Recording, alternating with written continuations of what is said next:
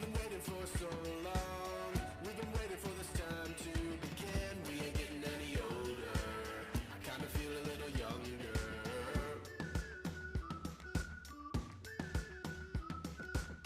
Run away and embrace the day. The sun is out, won't go away. Feel the clouds on your shoulder. Touch the sky, feeling bolder. Going out, going out, going all the way. Going out, yeah, yeah.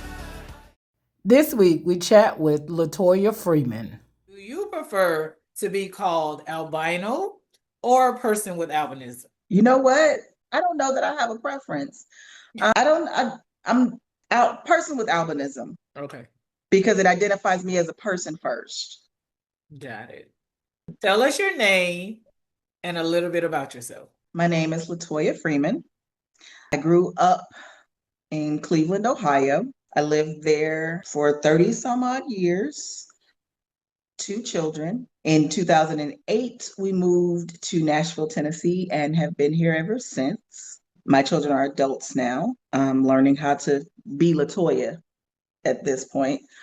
I am back in school. I have received one associate's and I'm currently back receiving my second associate's, also in school to get my bachelor's in child development. And I'm currently working as an assistant director at a preschool. Nice. So, how is it being back in school? Oh, girl. Well, I'm taking all online classes. All my schooling since high school pretty much has been online.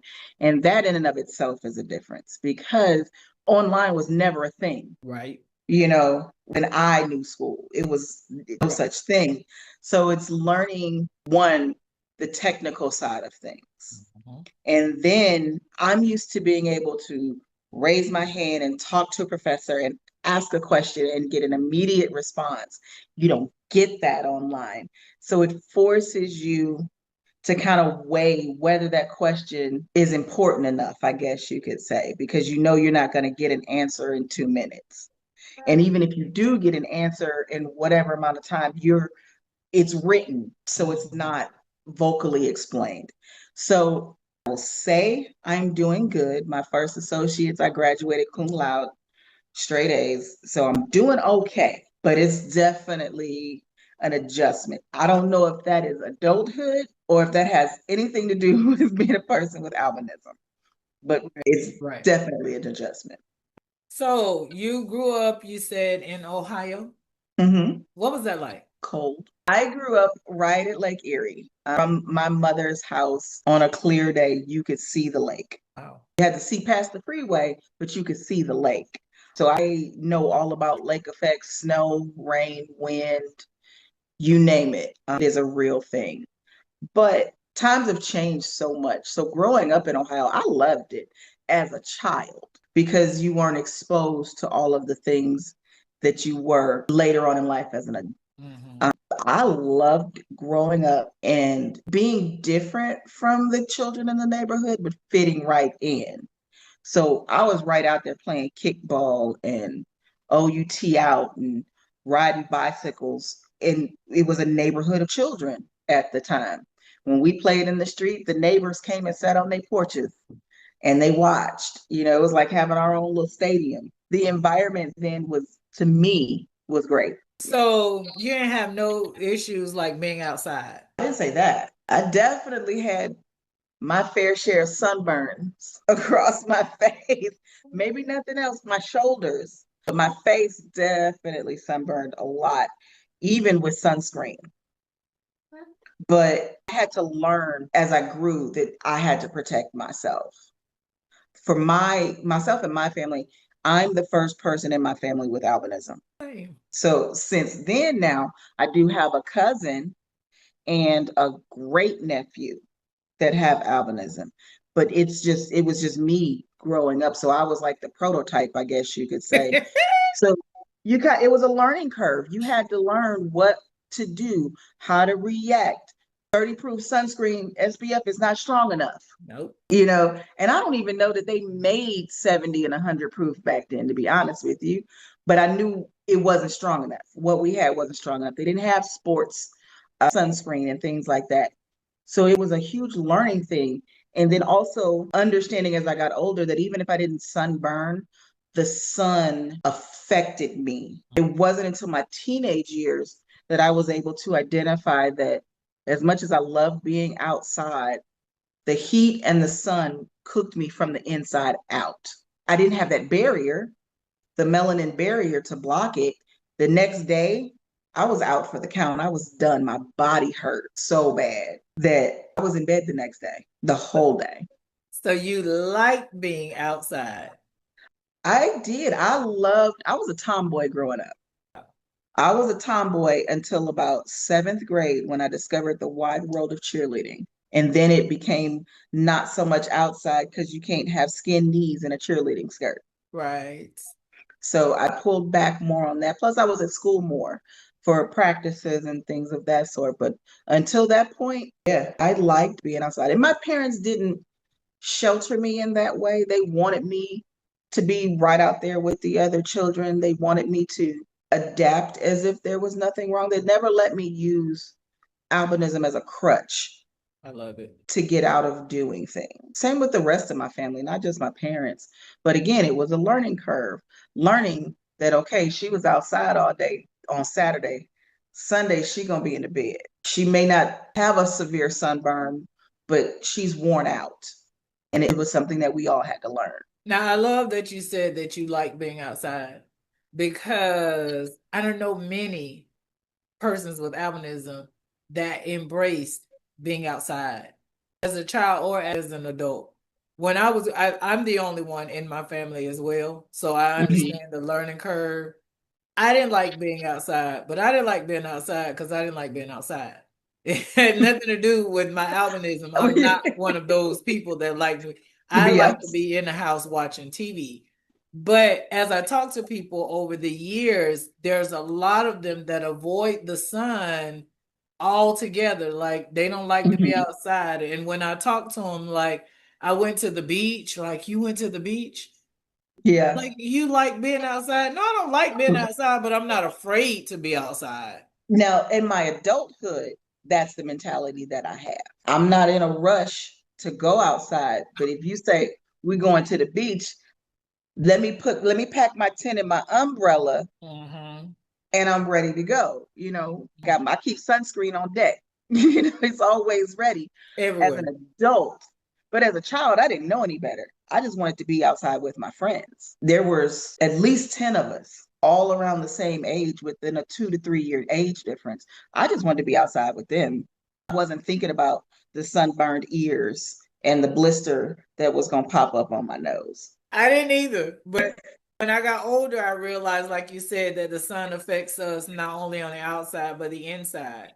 And it's very hard to explain to people that it's not Yes. just the sun It's the that is heat. bothering, it's the heat. And everybody's like, you don't have to be right in the sun. You can sit in the shade. And I'm like, sweetie, It don't mean anything.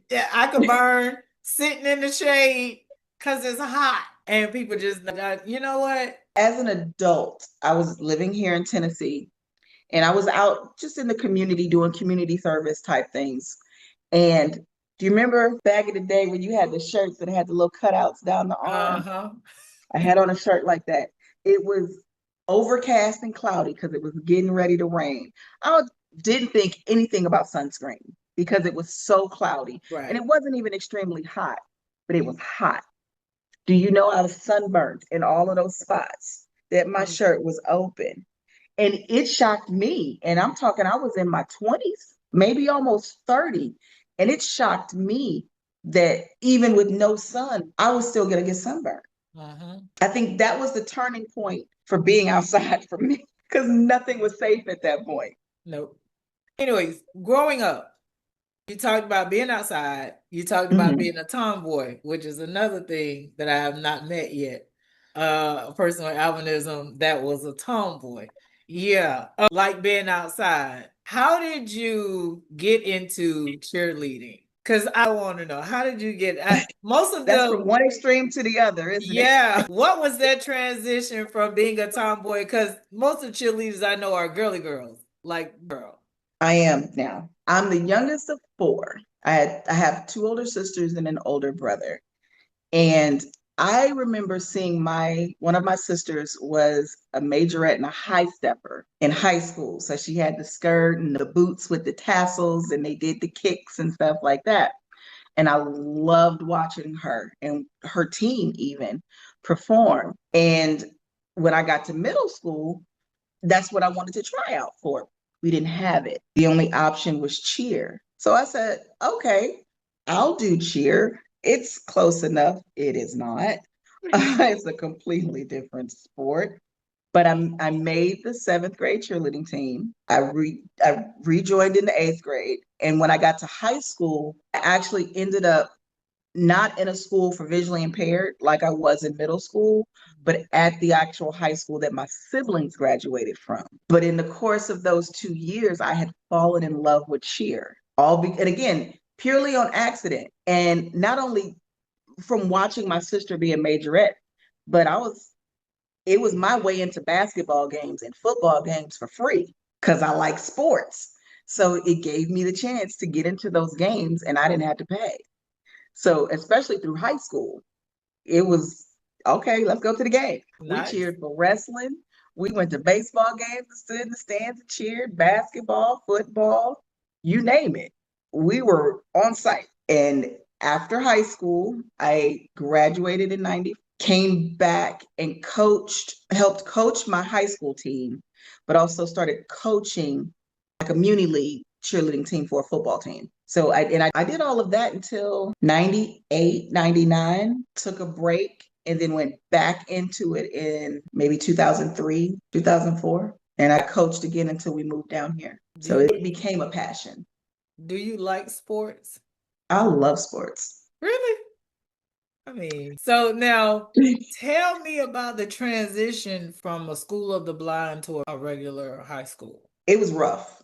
The middle school and elementary school that I attended in Cleveland, it wasn't necessarily geared towards children with visual issues, but they had a class for us. Okay. So first, second, and third was the same teacher, same classroom. Fourth, fifth, and sixth was the same teacher, same classroom. So my elementary years, I only had two teachers. And in that sense, the majority of our classes were in that classroom. We might have went to another classroom for science or social studies, but for the most part, it was 3 different grade levels all in those one classes, and that's how we learned. Middle school, we had a homeroom like normal, but it had all of the equipment that you needed. It had the magnifying glasses. It had a reader, the big screen reader that you could put your book under. You had more time to do things.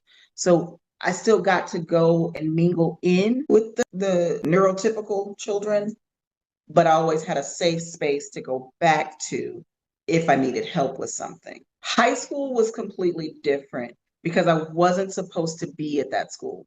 Yes, it was the school in my community that was in the closest distance to me, but due to a mix up in records transferring, my records went to my home school instead of the school that could have helped me visually. Mm. And when my parents tried to transfer me, the principal at the time said, no, we will keep her. Tell us what we need to do. Okay. So they went my freshman year and the school got the magnifiers. They updated their copier for like what the teachers would print out on. Back then it was, I don't know what it's called, but it printed the ink in like a light blue almost, and you rolled it off the printer. They updated that process, sent a message out to the teachers that I was going to be in the school and I required special accommodations.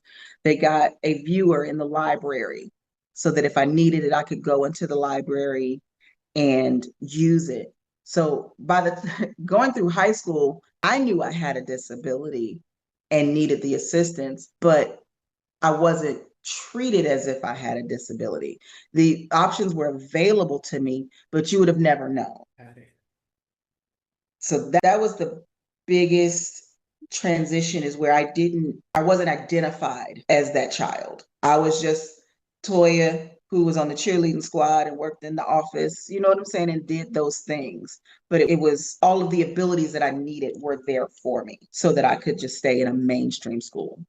Are you like the only person with albinism in your community I was. where you were? Well, even as an adult, I don't see very many outside of the two in my family. But in my community, yes, I And definitely was. it is amazing to me that they knew, like, they accommodated you. I was the only one in my community, I went to regular school, public school, Hmm. elementary, middle, and high, all the way up until college. And I didn't have any services other than my school social worker kept pulling me out and making me take vision tests. Well, see, in middle school and elementary school, I wasn't the only person with albinism, but we were bused from all over. Okay, So we weren't all in the same area. If we were going to our home school, we never would have met. got it. So it wasn't until high school where I was the lone wolf. And even to the point, I remember my freshman year just starting out cheerleading tryouts. So it's the beginning of the school year. And I was waiting for my ride to pick me up from school, from practice. And one of the girls, not on the cheerleading team, but on another team that was trying out, said to me, "Did you know that there's a girl here that's an albino?" And I just looked at her and I said, "Yeah. I wonder what she looks like. Do you think she looks like an alien?" No. I never told her that it was me. At that point, again, being the lone wolf and the only person in the school, I didn't want to draw attention to myself. Right. So I kept that close to my chest. But yeah, that has sat with me all these years that in that community, nobody knew, nobody could recognize what a person with albinism looks like. Wow. And I was in a predominantly Black school, a predominantly Black neighborhood, but I was the only one. To grow up in an environment where the kids and no one actually knew what it was to be Hmm. a person with albinism, to not be able to recognize them. I grew up, I was the only one in I think in my community, but they were familiar with albinism. So all the Mm. extra fuss that they made, I didn't want it. I was like, I would have loved to. No, I don't want it. The only thing I knew is I kept getting pulled out for vision tests and this, Hmm. and I was the only one that was ever pulled out. The only one, if there were accommodations to be made, It was always everybody just me. had to know that I had an accommodation that needed to be made. Like my teachers were not sensitive to Wow. whether or not I wanted to know or not. So it was always going to class. Okay, you need to sit up at the board because I know you can't see it. And it's like, no, I don't. I didn't want people You to. see, I can say that it was slightly opposite for me, especially again when it comes to high school. The teachers were fairly sensitive to it. So if I couldn't read something, I would just take it back to them and tell them. And they would say, "Okay, I'll get you another copy." Nice. Or, I'll enlarge it for you. You can turn it back in another day. But me in general, because after that comment, I didn't want to stand out. So I did everything that I could to kind of sink in, which you don't normally see in a cheerleader. You see them being out and socializing and doing all those things. I didn't go to parties. I went to maybe, the homecoming dances and things like that because I was on those committees, but I wanted to be as normal as I could be. I got that. So I shrunk into myself a lot in high school so that I didn't stand out and people wouldn't look at me and say, "Oh, that's the albino." It was bad enough that regardless of the class, I had to hold the book close to my face. Hmm. That was embarrassing enough. I went for a year where I didn't even want to wear glasses because I didn't want anybody to know that I couldn't see I understand that. You wear glasses all the time now? for the Do, most part. do they work for you? No. I was just wondering. So now you talked about how you shrunk into yourself. At what age did you come back out your shell? Because you sound like you was very outgoing, and then that incident in high school kind of made you shrink back a little bit. What age were you when you came back out and was like, you know what, whatever? To be honest, that incident happened when I was about 14. Mm-hmm. I was probably in my 30s before I really started stepping out of myself. And it was so gradual that you wouldn't have noticed it. I didn't, by the time I reached 30, of course, I had 2 children. I was deep into adulthood. I was paying bills, but I still didn't want to put myself out there. I still don't read in public. I work in a preschool, and when it's me to have to read to the kids, I find something else to do. Going to restaurants, reading a menu. I didn't want to do those things in public. I was at least 30 years old before I started to step out of my comfort zone of being in my bubble. Mhm. And I think in a lot of ways, even at 49 now, I'm still learning how to step out of that bubble and allow myself to be seen. If I'm with a group of friends, I'm the one that's quiet and sitting somewhere watching and absorbing everything. I'm not the life of the party. Now, once I'm comfortable, that's a different story. But for the most part, you go to a restaurant and you have those circle tables where Mm-hmm. the circle booths, sit me in the back of it. I don't want to sit on the ends. Sit me in the back where I can see everything that's going on around me and I can kind of keep to myself if I need to. I can retreat into my bubble if I need to. Nobody needs me to move to get past me because they can go out either way. Yeah. And if I have to hold the menu closer to my face, you can't see me holding it to my face. You just see me holding it up. You don't know how close my face is to it. I've learned how to adapt to certain things, but I'm still learning how to step out of my own way. So your close friends, your friend circle knows about Yes. your vision issues and stuff. Hmm. Do you drive? No, You don't no, drive? at all. Never have. You don't want to? Now, no. I don't think no. Growing up, of course, yes. Watching your friends get licenses and hitting the road and getting cars. It was definitely something that I wanted for me. It took a doctor, going in for the eye exam and a doctor saying, your vision is it's just too poor. You wouldn't be able to pass the vision exam. And then learning more in depth about what my vision is: nearsightedness, farsightedness, nystagmus, stigmatism. Those are words that you hear as a child. You don't know what they mean. You just keep hearing a doctor say that you have them. So as I got older and learning what those words mean and what they mean for me is when I was able to accept that, no, I won't be able to drive. So what is your vision? One eye is 2100 and the other eye is 2400. The right eye is the weaker eye, the 2400. So my left eye does a lot of compensating for that, which is why, back to glasses, at this point, they're just aesthetically pleasing.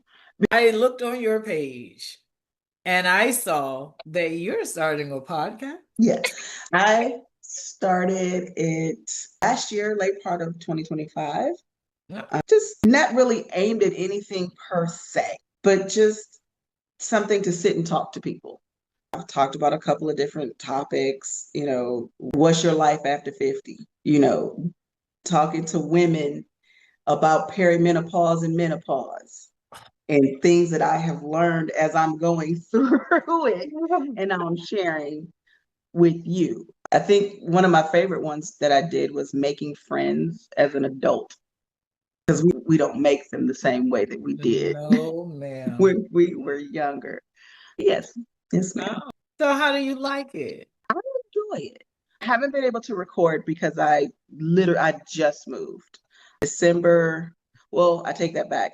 November through the first part of February have been extremely hectic, including a surgery, my apartment flooding, and me moving. Wow. So I just moved in. I haven't even completely settled into my new place, and I haven't set up my podcast equipment as of yet. Okay. So I hope, fingers crossed, to get back to it soon. But I do. For me, this podcast is a way for me to kind of step out of my bubble. But I'm stepping out of my bubble by myself, and I don't have to worry about people don't see me. It's just audio. So it pushes me to do more. But you did your video about your podcast, and I Yeah, watched I make you. TikToks all the time. I love a TikTok. Again, Really? another way I have used social media as a way to kind of step out of my bubble. TikTok for me started in 2020. Stuck at home, couldn't do anything else. I discovered TikTok. And I made a couple of them and posted them. And my mother and my aunt loved them. It got to the point where every week I was getting a message, when you gonna make another video? You ain't made a video in a while. You should make a video. So I started to do them regularly just for their enjoyment and ended up enjoying it myself. But again, it gave me that push Mm-hmm. outside of myself. It Mm-hmm. gave me 60 seconds to be somebody else. And then I could go back into my bubble. Understand. I started with TikTok too. So because I'm the only person with albinism in my community, the only one in my family, I was always the center of attention. And so when I got into school, being the only person with albinism in my school, I had to learn how to work because at home it was very positive. At school, Mm-hmm. it wasn't. Not So so I much. had to learn how to work since I have to be the center of attention because I don't have a choice. I had to learn how to work that to my benefit. Mm-hmm. So I started taking pictures and I became the class clown for my mama wasn't having it. So that was very short lived. I'm a jokester by trade and I'm Mm-hmm. funny by trade. That's just it's my personality, but mama wasn't doing that class clown thing. So we shut that down. Then on top of being the center of attention all the time and everybody always fussing over me at home because I was the only one. I kind of got the limelight. So I learned to Mm-hmm. use the limelight. So I've always been into pictures, but Nothing. I was Yeah. still uncomfortable with video. Yeah. Because in pictures, you can snap a couple pictures and get the one where your eyes line up right. Right. You Exactly. can't do that with video. That is And so true. yeah, Yeah. that is the truth. That is the one thing whenever when I do these videos, everybody is wondering, am I looking at the camera? I say, baby, don't worry about it. Cause Don't I worry about it. Just keep don't talking. I started doing TikTok videos, doing what how you mimic the other videos. Mm-hmm. Yep. I started doing those and like you fell in love with it. It's just a way for me to unwind and just Be and free for a moment. yeah Get your 60 seconds in and and go back. yeah, it's just fun. Yeah. I listen to people all the time. They're like, "You on TikTok?" Yeah, yeah, I do. Sure am. Love it. Sure Yeah, will be until they tell me I can't. exactly. Because you're using TikTok to gain followers and promote yourself. I'm Mhm. using TikTok to promote me to be me, to Right, push me right, to be me. right. You know, you said something earlier about being the center of attention. Mm-hmm. And most people will assume that I like to be the center of attention because I'm a Leo. I'm the exact opposite. If I could take being in a crowded room and nobody notice me and I can just sit, vibe, and have fun, that is perfect for me. But to draw attention to myself, I don't like that. I want to be normal, Yeah. whatever that is. I just Mhm. want to be Toya. I don't want to be looked at as the girl with albinism or, does she look like an alien? Right. Like I tell people that I'm an introvert. People don't believe that, Believe me, right? Because if I am put in the center of attention, I'm not going to shrink. I'm going to use it, I'm going to use it, right? but And I'm so not people, walking into it that way. You put me in the center, that's one thing. right. I'm not And going to put myself right, into the center right. of it. Oh my God, somebody who understands me. Like my friends, my close friends and family, they think I'm hilarious. They know that I'm going to have some sort of sarcastic Yes, joke, comeback. smart mouth reply to something. Other people on the outside of that bubble would think, she don't ever talk. She has an RBF. Strong. I'm not standoffish, really. At all. I'm just reserved. Absolutely. But if you put me in a situation where I have to be the center of attention, guess what? I'm gonna definitely be the center You of about to get what you asked You for. go get it. You gonna get all of it. And I don't know if you ready, but it's a lot of people like now when I do my videos and they see my videos and stuff and they like, oh my God, you're really changing. And I'm like, no, Yeah. not really. You just everybody don't get to see that part of me. I'm very reserved. When people have heard episodes of the podcast that I've done, that's, oh my goodness, Toya, I'm so proud of you. And I'm like, there's nothing to be proud of. Like, Right. I was literally sitting in my room talking to myself and decided to record it. You just got to hear it. Right.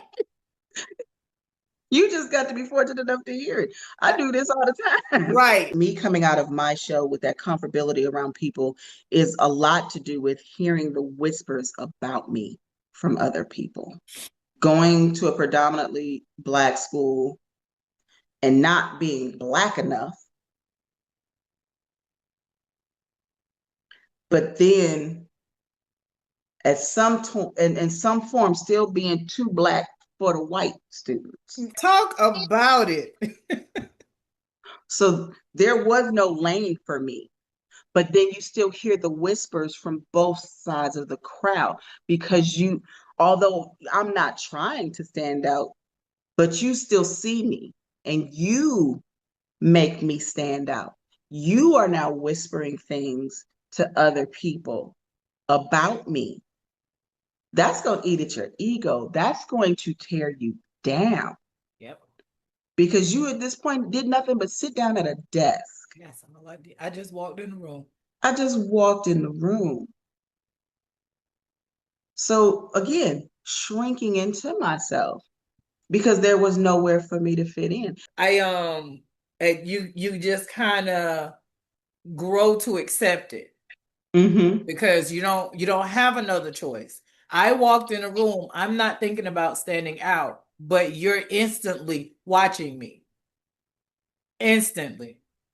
So then I just turned that into I have the ability to change someone's perspective without saying a word. If I walk into a room, I will instantly change your outlook on life. It's not something that I'm trying to do.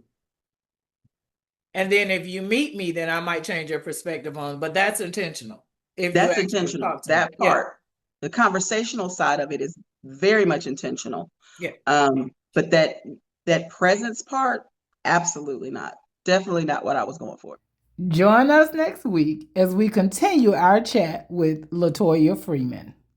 We've come to the end of another episode of Hi, my name is, and I'm a person with albinism. Thank y'all so much for tuning in. Thank you for taking time to learn a little bit more about albinism and the people that live with it. Tune in next week so that we can explore the world of albinism through yet another beautiful PWA. Don't forget to hit that notification bell so that you won't miss next week's episode. See y'all next week. Love y'all.